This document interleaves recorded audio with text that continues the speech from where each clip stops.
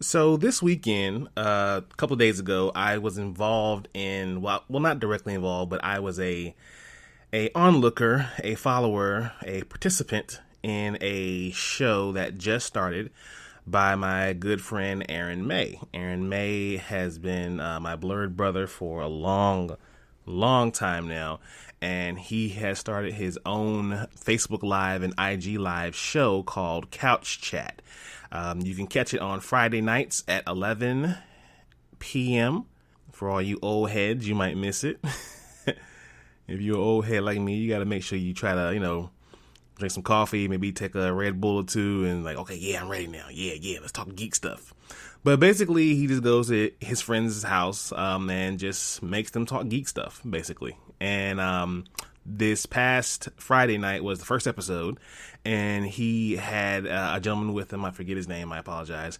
But the conversation was X-Men, and he challenged the participants or the followers or the guests to pick 5 X-Men to be used in the first movie in the MCU and also cast them. Now, there were a lot of interesting picks. There were a lot of opinions being thrown around about which X-Men is trash and, who is what, this, that, and the third. You know how geeks do. But my 5 picks were as follows. Now, we had Cyclops, Storm, Beast, Colossus, and Shadowcat. I think that's a pretty well-rounded team. And I think that the plot can be around the fact that we're trying to save, captured X-Men. And, trying to bring the team back alive, if you will. As far as casting, here are my picks. For Cyclops, I chose Jared Padalecki of Supernatural fame. Storm, my pick is and always will be Yetide Badaki. Beast, I wouldn't recast Beast. I think Nicholas Hoult did a pretty great job with Beast, so I wouldn't change him. Colossus, I would pick Tom Hopper from Umbrella Academy. And for Shadowcat, I would pick Millie Bobby Brown. Aaron didn't like that last pick too much, but I stick by that. I think she would do a great job of Shadowcat. But if you guys are listening, please check out Couch Chat next Friday night at 11 p.m. You can follow that at the Pudgy Panther on IG and just look for Aaron Mazing on Facebook. It's going to be Friday nights at 11 on both Facebook and IG Live. It's called Couch Chat. Ladies and gentlemen, blurds and nerds, freaks and geeks, this is Do You Speak Geek, episode 41.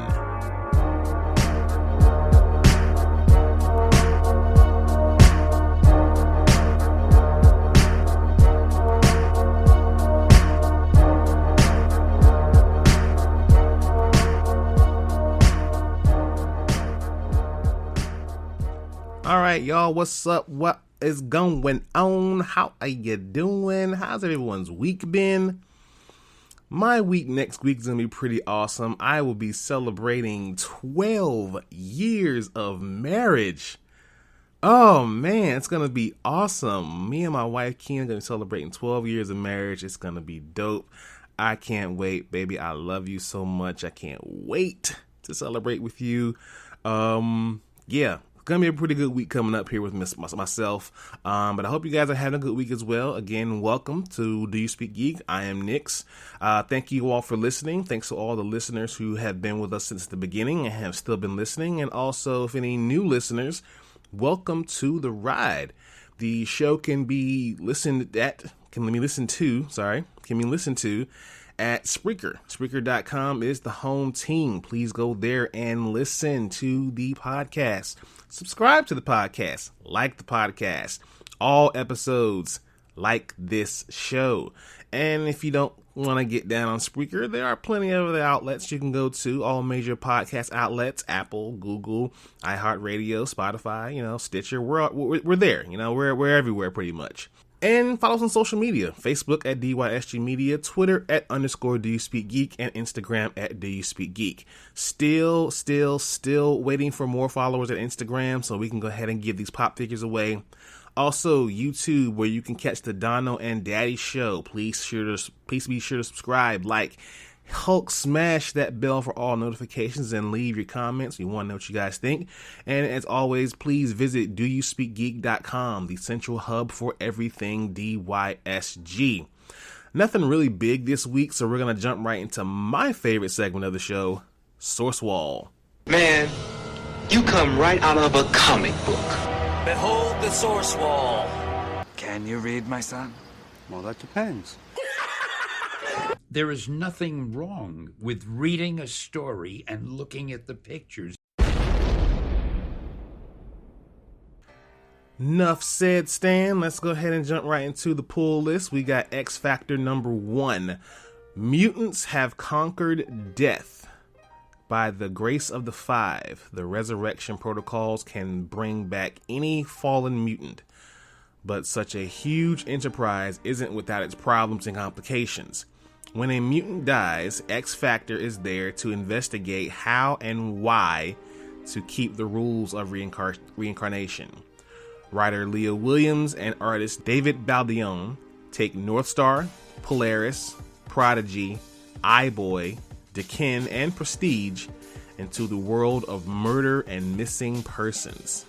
Wow, sounds like an episode of SVU, almost. Alright, Suicide Squad number 7, and he's out. With a pardon in his pocket, Deadshot walks away from the Suicide Squad in hopes of reuniting with his daughter Zoe and making things right at last. But you can't outrun your past when it's still looking to kill you, and their family reunion quickly takes a turn for the deadly. To whom can Deadshot turn when he's left behind everyone who once had his back? This was a pretty dope book, y'all. Please read this one. The Boys, Dear Becky, number 3. Huey fills Annie in on some of the CIA's anti-suit tactics in the years since the boys were last around, but she has some pressing questions of her own. As Butcher finds himself in a sticky spot with the children of Stormfront, he realizes Becky's influence is a good deal harder to escape than he thought. Good book. Just keep reading this one if you are reading like I have. Just keep reading it.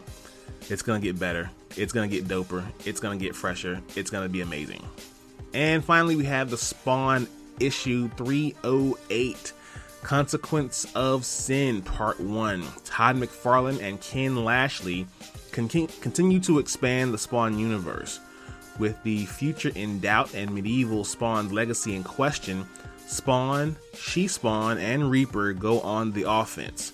But a longtime ally has shown his true colors, and Cogsutrio rallies an army and a deadly new recruit, Gunslinger Spawn.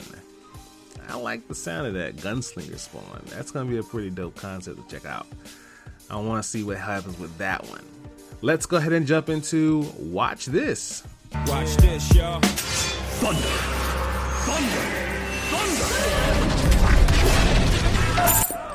Lannister always pays his debts. Whoa, dude. I am the villain of the story. Alright, watch this news. Let's check out this trailer, Batman Death in the Family. DC has released the trailer for Batman Death in the Family. It's an animated adaptation of the iconic Batman storyline from the 80s. And in a twist for this movie, DC is taking a page from Netflix's Black Mirror, and also you've seen it with Kimmy Schmidt's movie.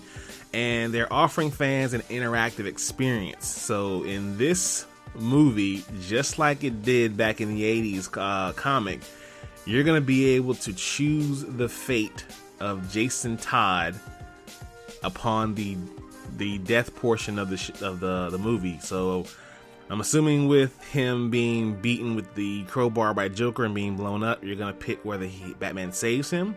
Does he survive the whole thing, or does he die? As you have probably seen, the trailer, this is going to be an interesting little experiment with the Batman lore and the DC animated movie experience. DC Animation has once again done it, and I think this one's going to be dope. It's going to be sometime this fall, so keep an eye out for that. The Witcher Blood Origin. It's going to be a new 6-part live action spin-off series from The Witcher that is set 1,200 years prior and tells the story of the first Witcher and how the profession came to be. Details on the series are currently quite scarce, but we do know it's being made by Declan DeBarra and Lauren Schmidt-Hersich, the latter being the showrunner from The Witcher show on Netflix. Not mad at this at all. It's going to be a pretty dope concept here. In addition to being Witchers, it sounds like the series will also explore elves, monsters, and the general foundational lore of the series, which hasn't been explored very much yet in the mainline Netflix series, the games, or the books either are based off of. Further, we know Andrzej Spoutswick, creator of the series, is involved and presumably a creative consultant. Like he said, a quote here, 1,200 years before Geralt Rivia, the world of monsters, men and elves merged into one, and the first Witcher came to be. It's an official pitch here from the series runner, announcing The Witcher Blood Origin. It's going to be dope, coming to Netflix real soon. Also coming to Netflix, a Splinter Cell animated series. According to Variety, Splinter Cell has received a 2-season, 16-episode order from Netflix. Splinter Cell had been long in development as a feature film to star Tom Hardy, but the trade says the project is currently considered inactive. The stealth game franchise, which has spawned 7 games as well as novels, follows Black Ops agent Sam Fisher. He has been voiced by both Michael Ironside and Eric Johnson in the games. However, we're going to see who is actually cast as Sam Fisher for the Netflix show coming soon. Who could do Sam Fisher? I'm going to get back to you guys on that one. Also, as we got more news here, the Dragon Ball Heroes synopsis teases the debut of a new Super Saiyan 4. The Dragon Ball Heroes is going to be debuting a new form of Super Saiyan 4 for the franchise, and the promo anime has posted a nice teaser for that milestone event in episode 6, Dragon Fist Explode, Super Full Power Saiyan 4 Limits Surpassed.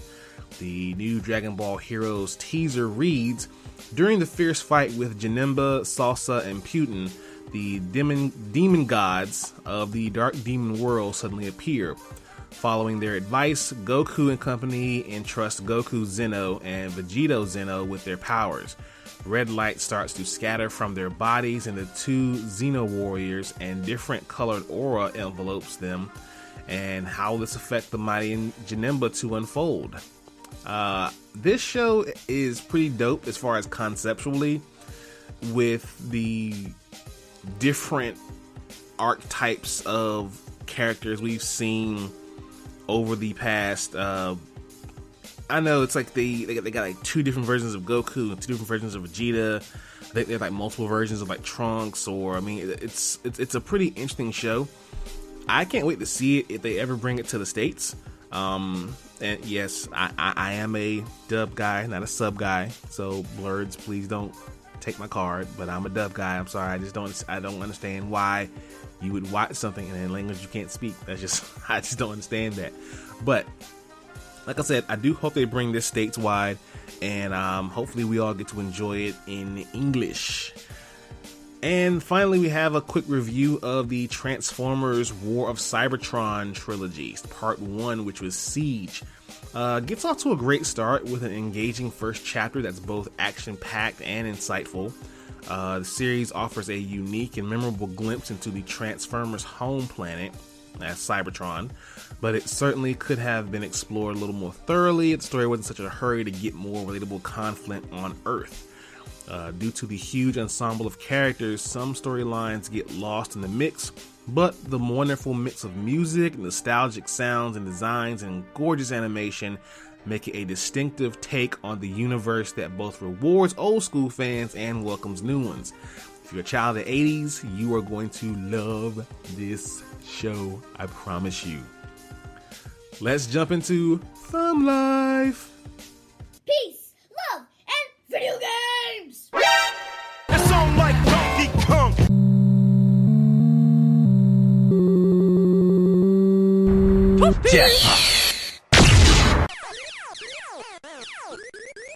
That man is playing Galaga.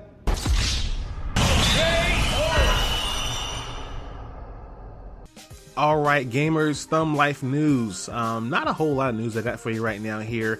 Marvel's Avengers, though, has announced Hawkeye as a post-launch hero. It was revealed at the second War Table stream. The character will bring along a string of story missions which will, unlike the game's solo-only campaign, be playable in solo or co-op format. It should please fans who were upset that Hawkeye had seemingly been left out of the Avengers again. Alongside Hawkeye, there appear to be 3 other heroes currently planned to be added. The Marvel Avengers take on Clint Barton is drawing primarily from the much-loved from the Matt Fraction David Aja collaboration on the My Life as a Weapon run of the Hawkeye comic. Specifically, the design seems to be based on the Hawkeye #1 variant by Adi Granov. It looks as though Hawkeye could be the second post-launch character for the game. While describing how the game will evolve, Crystal Dynamics explained that the launch campaign Reassembled will tell the story of Kamala Khan reuniting the Avengers, and showed character logos that reconfirm Captain America, Miss Marvel, Hulk, Iron Man, Black Widow, and Thor will be playable heroes at launch. After finishing Reassembled, you will enter the ever-present Avengers initiative, which appears to be post-campaign content in which you extend your experience as the Avengers, protecting Earth from all threats and incursions. I just hope that the other 2 Avengers characters... Do we want T'Challa in the game, or do we want T'Challa to have his own game? But if I had to pick 2 other Avengers, I would want Black Panther in there, and I would also want to add Spidey.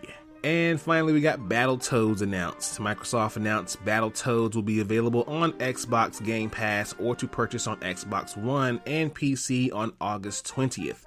The release date was revealed on Xbox Wire alongside a brand new trailer, and it shows more of the game that brings back zits, rash, and pimple for the first time in 26 years. The newest Battletoads adventure is developed by Diala Studios and is supported by series creator Rare. Now, I'm not sure if you all are familiar with the Battletoads game from back in the day, but it was an NES game which seemed like a ripoff of Ninja Turtles, and the game was just difficult for the sake of being difficult. I don't understand why, but it was. Let's be technical for a moment. Technically speaking, Your technological advancements 1.21 gigawatts! Have you tried turning it off and on again? Alright, technically speaking, Pixel 4a has a launch release date. The report came from CNET, and we think we know a fair amount about the next flagship smartphone from Google, presumably the Pixel 4a, and it looks as though it's going to be launched on August 3rd. Now, the clever part about this whole launch they try to do here is when you go to the Google, Facebook, and Twitter feeds, you can click and tap on those blocked out words, and the color of the block will change, changing them to line up with the order of the colors of the Google logo: blue, red, yellow, blue, green, red, and the words reveal themselves to read, introducing the Google Just What You've Been Waiting For phone, and right below it, a big blue date says August 3rd. So I guess we'll see what happens there. And we got a quick review here of a new Motorola phone, the Motorola Edge. The Edge is a great phone in most aspects, with a degree of polish in just about every regard. You'll find the Gorilla Glass 5 on both sides of the phone, sandwiching a 6000 series aluminum frame. The Motorola Edge Plus has a large footprint. It's a pretty sizable phone. In terms of size, it would compare closer to the Galaxy S20 Ultra or S20 Plus than it would to the S20. The Edge Plus comes running on Android 10 right out of the box, and will mostly free bloatware despite its close ties with Verizon. There will be a few Verizon apps and games pre-installed, but otherwise run Google apps, and its defaults and features just a few Motorola enhancements such as the ever-handy Moto Actions. The Motorola will include the top-notch Snapdragon 865 chipset with a 12GB LPDDR5 The Motorola Edge Plus in performance powerhouse is a beast of a phone. The octa-core processor paired with the 90Hz display makes it much easier to feel just how smoothly the phone operates. In a side-by-side Geekbench 5 test, it outperformed the Samsung S20 with a 909 single score and a 3,340 multi-core score to the Galaxy's 903 and 340 respectively. A few other key specs here of the actual camera. It's 108 megapixels. God, I can't talk today.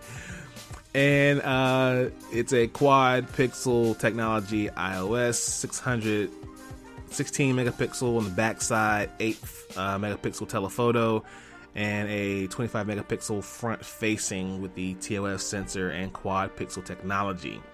It's a great phone if you are looking for a new phone to get and you don't want to go either Samsung or Apple. This is a good phone for you to pick. Great phone, outperformed the S20. I don't believe that, but we'll see what happens there. If you guys get this phone, let us know what you think here at DYSG. So, since for some reason I can't talk today, I need to go recalibrate my mouth, and I'm gonna get out of here. Thank you all for listening. Please listen to all of the content so far.